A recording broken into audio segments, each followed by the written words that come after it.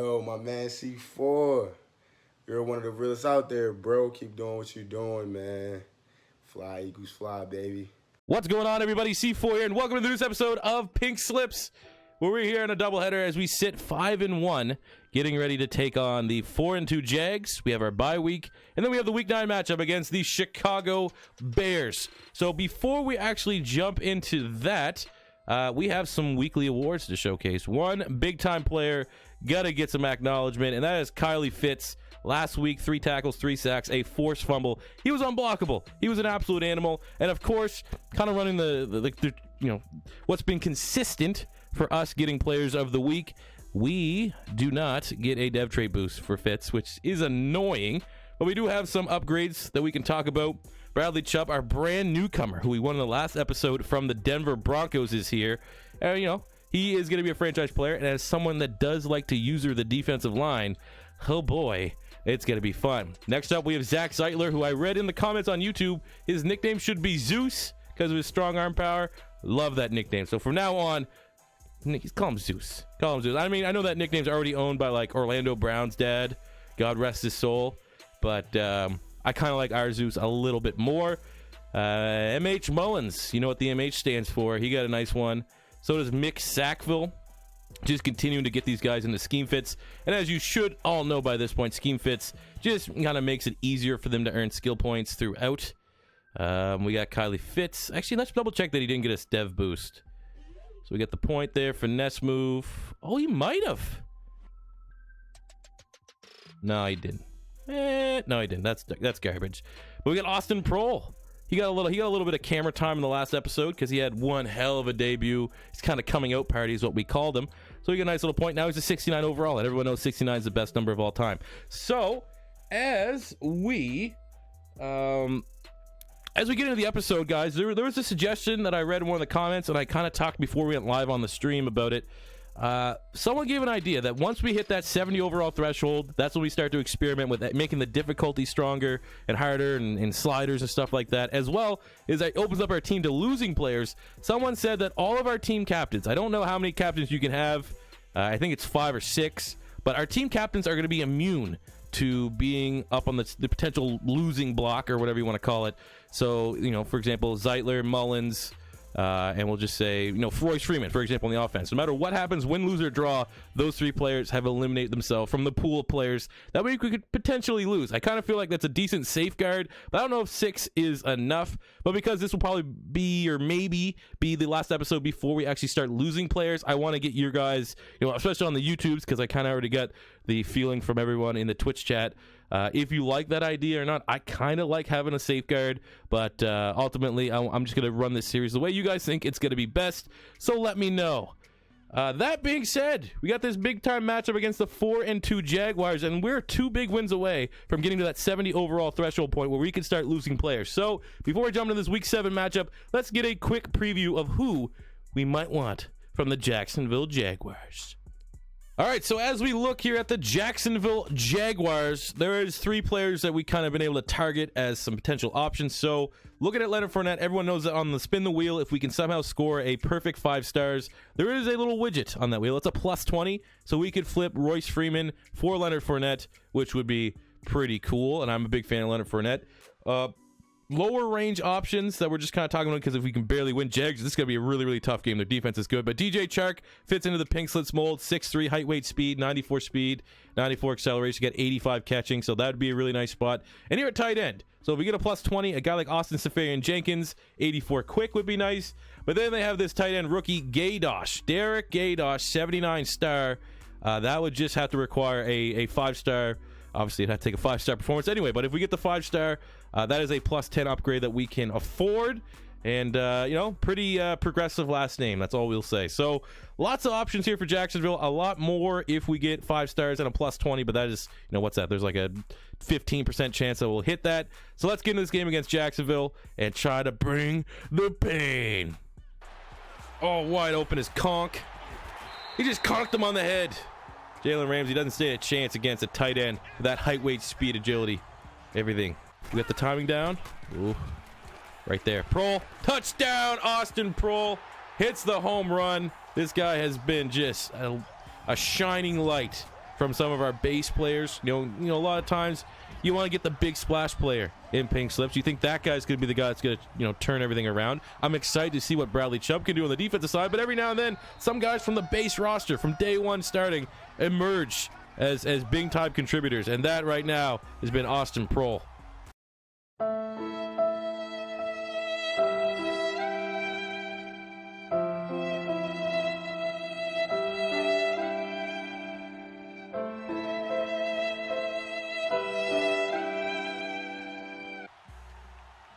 Oh, we got Ben Baller, Mr. Thumb Up Your Butt from Clemson.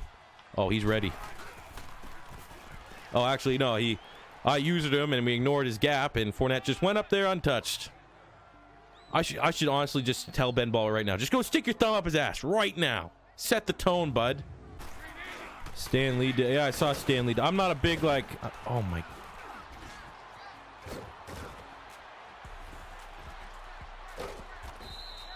Is there just, hey, am I a drugged out,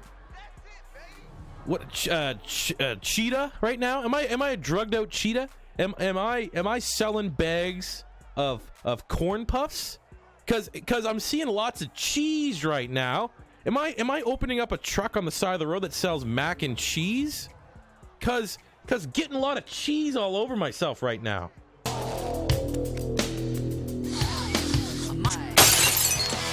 It ain't easy being cheesy. Oh, let's go, Royce Freeman. My God. Let's go, Royce Freeman. Newcomer. Won him in the last episode against the Denver Broncos, and that's one hell of a run. Oh, my God. I thought he'd fit it in the corner. Damn it. Oh, there we go! Flex on him. Flex on him. That was a huge sack from Bradley Chubb, the newcomer. Both newcomers. Chubb and Freeman have debatably be our two biggest plays of the game so far. That was a great decision. That's just great roster building. Being able to rip those guys out of the clutches of John Elway and his scaly, just sun-dried hands. Alrighty. Oh, my God. He busts out the spin move out of nowhere. He's an animal. He's unstoppable. We're coming against an unstoppable force in Leonard Fournette today. Leonard Fournette heard that if we got a plus 20, we'd be taking his ass to Mexico. And clearly, by the way he's playing, he knows he's going to get detected. His gym bag's going to get something caught up at the border. Because clearly, this is not a normal human being playing right now. This is something that's clearly altered, some way, shape, or form. That he's like, all right, so if I want to keep on the sauce, gonna have to go off today.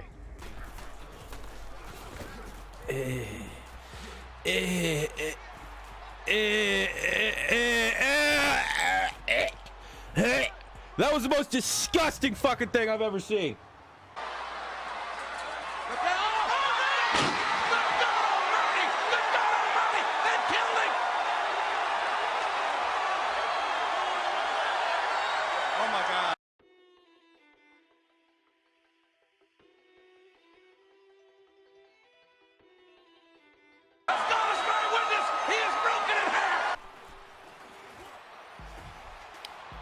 Now a little bit of payback for Jalen Ramsey on that one. That seals the deal. And we're holding L. Our coach just very lightly throws a bottle of water to the ground. You only hope it's a bottle of water. And Jacksonville Jaguars get our first defeat here in the Pink Slip series. That was official. Obviously, we had the Week 2 simulation mishap where we lost to the Denver Broncos. But that was kind of frustrating. There definitely was a couple players, especially the tight end position, that we thought would be interesting to win away for the Jags. But, you're not going to win every game. And even though Blake Bortles did absolutely nothing, we fell victim to one man and one man only, and that is Mr. Leonard Fournette. 14 carries, 172 yards, 2 touchdowns. Plus, he also had 3 catches, 25. Just a casual 200-yard day. Royce Freeman, though, was the lone bright spot, I think. Not a lot of people were expecting a lot out of him, and he kind of added a new dimension. We finally had a little bit of a run game, had 2 catches for 50 yards. We had the highlight, which was M.H. Mullins just destroying Jalen Ramsey's ankles. But all in all, it is an L. We need to hold that L and hopefully we can get a much better result in the double header. All right, so we are here at the Week 8 bye, coming off that Week 7 L against the Jags. And before we get to look forward to our Week 9 matchup against the Chicago Bears, we are here at the bye week, which I feel is a great opportunity to take a look at the AFC West division leading Diablos, what the stats are looking like. So, Mr. Zeus himself, Zack Cycler, currently has almost 2,000 passing yards, 13 touchdowns to 4 picks. He's been an animal, been every bit of the franchise quarterback that we want him to be and drafted him to be.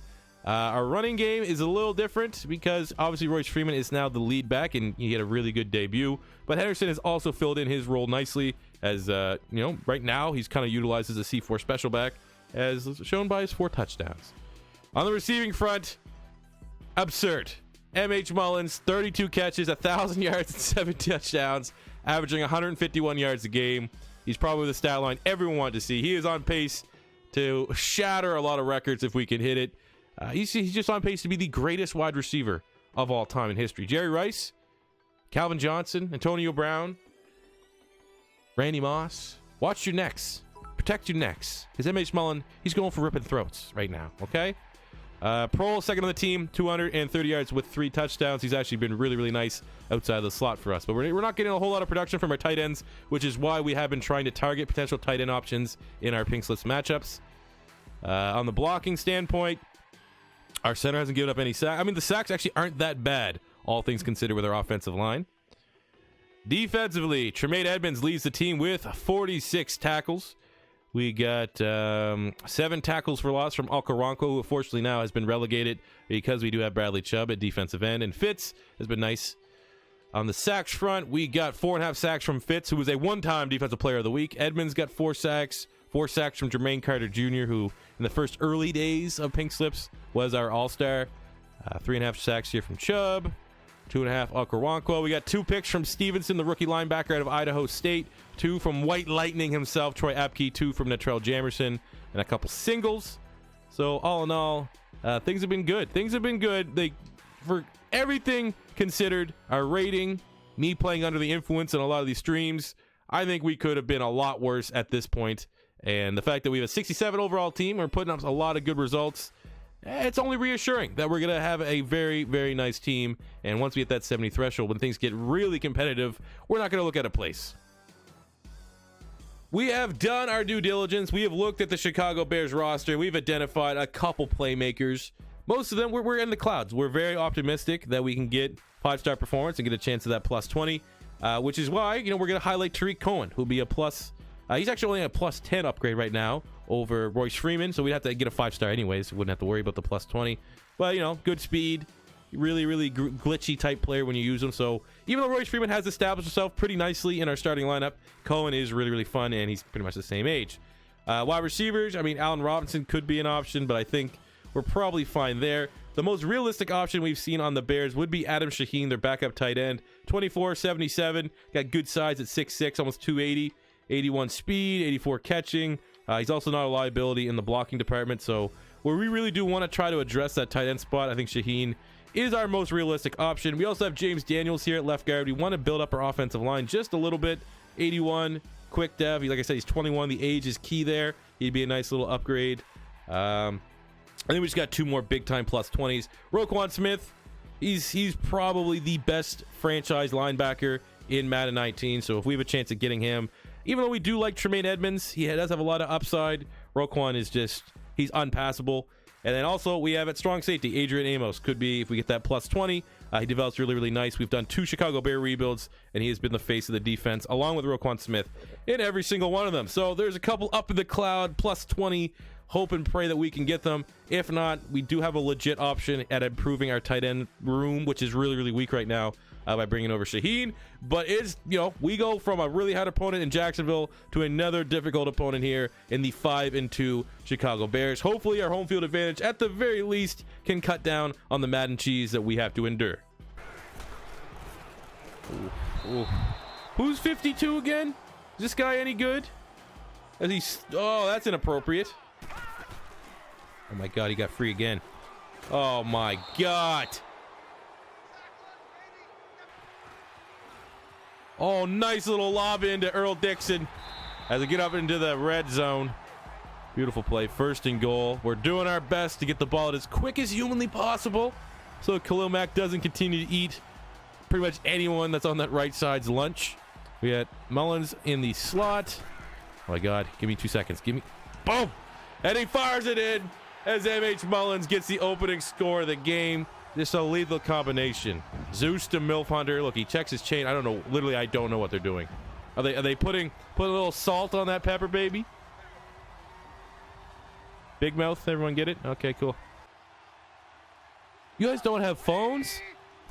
You guys don't play just Mutt only? That's the. Oh no.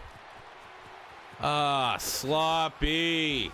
Jordan Howard goes in pretty much untouched on the screen pass. That guy's last name. Can you buy a vowel? Oh, yes. Oh! Mullins takes it. Oh, my God. If we would have been a little bit closer away from the sideline, that would have been a touchdown. But a big-time catch and run from MH Mullins. Set up a 1st and goal, which I think it's about time to get Henderson out there for a C4 special on the 2-yard line. Oh, it's Freeman. Okay, Royce, let's get that Rolls Royce going, baby. And he scampers in. What's his celebration? He just bows. He respects veterans. That's just you love to see it.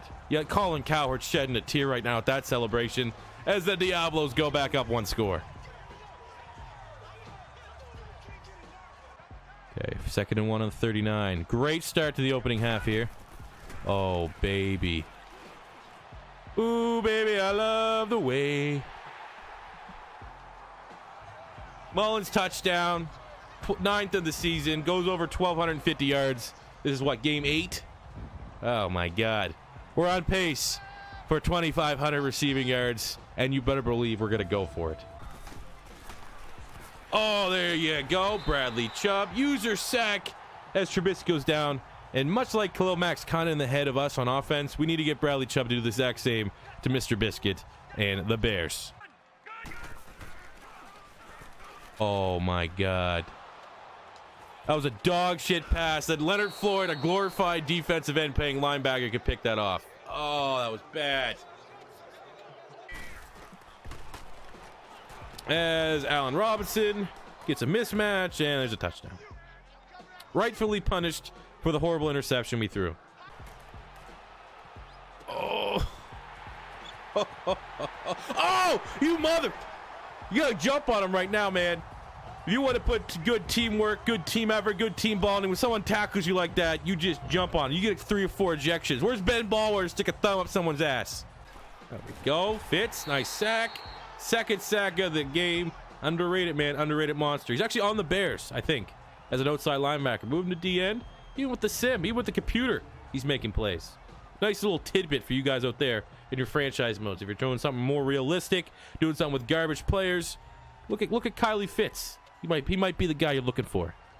Oh no, this double baconator is fine. I got a diet pop. As they hit, I think that's Trey Burton. Oh, he's broken. Trey Burton is paralyzed. Doesn't that look like? Can I get a thing here? You want to know the most common phrase when you're like that? Watch this. Does it show it right there? You know what happens? If you ever see anyone in Earth that's stuck like that, there's only one thing that's going through their mind, and it may be only one phrase that comes out their mouth. What's in my butt?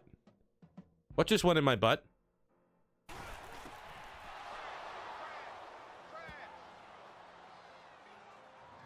I mean, when you got Zeus, when you got MH Mullins, we'll edit this in. Shannon Sharp, tell him what we got. Do we got a problem? Being down this many points? Do we got a problem? Shannon Sharp? Got it. Oh, Dixon! Let's go! All the way to the top! Oh, let's go! They were so worried. They were committing everyone to stop MH Mullins. That Dixon, the 4th round pick that no one wanted, was a red flag at the combine. What a play. Zeus. Impossible to live up to the standards that Tom Savage has set in the Pink Slip series, but he's carving out a nice little locker for himself in the Legends spot for Pink Slip's history. 36-29 in the game. Both quarterbacks were exceptional, but Zeus was just that much better. 400 yards, 4 touchdowns to 1 pick. Trubisky was turnover free, but Zeitler got the dub, which is all that matters. Looking at our Diablos here, we just did not run the ball. He tried to run it towards Khalil Mack's side to be disrespectful. We did get the touchdown with Freeman, which is all right. But, yeah, it's Madden. It's Madden 19. You don't run the ball. Mullins, oh, my God. 9 catches, 268 yards, 3 touchdowns. Dixon with touchdown of his career, defining moment. 3 catches, 97 yards, and a TD. The 68-yard touchdown, though, to give us the go-ahead. Absolutely clutch. Great ball from Zeitler. 9 tackles on the day from Tremaine Edmonds. We got 3 sacks from Fitz, 2 from Chubb. No turnovers to speak of, but really, really impressed with this defensive performance. Especially, this is pretty much like the Super Bowl. Like, our defense did not really make any plays, and then on the final drive, Fitz and Chubb started to heat up just when we needed them to make some plays. And that means we got the dub. So we're going to go do our calculations, find out how many stars, what our performance is worth, and what players we can take away from the Chicago Bears. We have tallied up the score here from this Chicago Bear defeat to our lovely Diablos. And basically, it was a 4-star performance. We had the win, which is very nice. We had the passing yards, 400 passing yards for Mr. Zeitler. We had the 200 receiving yards for Mr. M.H. Mullins. We had the 2 receiving touchdowns for Mr. Mullins. We had something else that equals half star that I can't remember. And we also got 1 full star for getting multiple players with 2+ sacks, which gave us 4 stars on the day, which if we're just going to quickly pop up the rules here, 4 stars is a lovely +8. So we need to go dive in and find out what player we can take away from the Bears. I have an odd feeling that 8 is not enough to get Shaheen, the tight end, that we kind of modestly set as our target. But hey, a +8 ain't bad. We should be able to find at least some player that is an upgrade.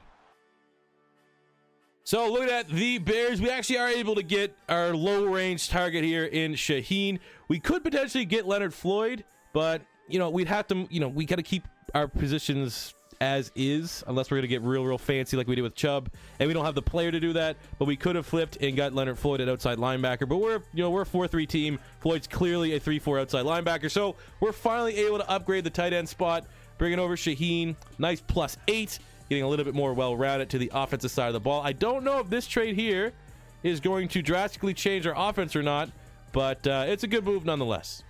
All right, so we got that dub over the Bears, and look at that. We got Shaheen now in here at offense, and our offense has gone up that 1 overall. So I'm pretty sure we get 2 more wins, 2 more upgrades. Our team's going to be at that 70 where we can start losing players. Looking forward, we got the rematch against the Chiefs. We got the Colts. That will probably be the next episode. So we're only getting better, man. Looking at where we could immediately upgrade. I mean, Dixon with that huge play. He might have earned himself just like a consistent spot on this team, but adding another wide receiver, like a pure slot wide receiver, could be big.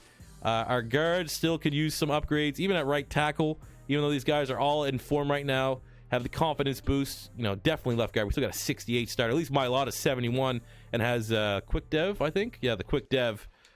So left guard, still a big area of concern on the offensive side of the ball. Defensively, there's a lot of areas we can get better. I mean, certain players are performing well enough. Like Apke White Lightning's had a lot more big plays and has played better than at 73. Fitz for sure, man. This guy here is a monster. I wouldn't be surprised to see him definitely have double-digit sacks. Jermaine Carter Jr. as well. I'm really content with all of our linebackers, even though against the Jacksonville Jaguars, they're absolutely pathetic against the run. But I think our safeties could get better. We still got a lot of holes here, but I think we're building up our team nicely. And some of these lower-tier players, like obviously Tate Bean, they're getting good recognition, especially in the live stream. So good victory. Finally got one. At least we were going to lose 2 games in this episode, so that was dope. Welcome Adam Shaheen to the starting lineup. 77 normal. And Ashland, because that's a school. Good speed, good catching, not a liability when it comes to run blocking. So I like the upside there. I like the upside. So I hope you guys did enjoy the newest episode of the Pink Slips franchise. I hope you guys, if your first time stopping by, you hit that subscribe button, you smash the like button if you enjoy. Likes help, I guess, now. So now that I'm done all the YouTuber spiel, thanks for watching, and I'll catch you guys on the next one. Peace out. Money I'm spending, I'm out and I'm shopping. You talking that shit, well you talking the talking. Look at my options, look at me dropping. Ass in the game, like who are you stopping? Not me, not me, not never. Not me, not me, not never. Not me, not me, not never. I'm way too clever. Look at the kid, Mr. Consistent, I'm doing it big. Way too persistent on taking your bitch. Here comes a monster to scare all you kids. Y'all scared, what you running from? Y'all scared, what you running from? Y'all scared, what you running from? Y'all scared, what you running from?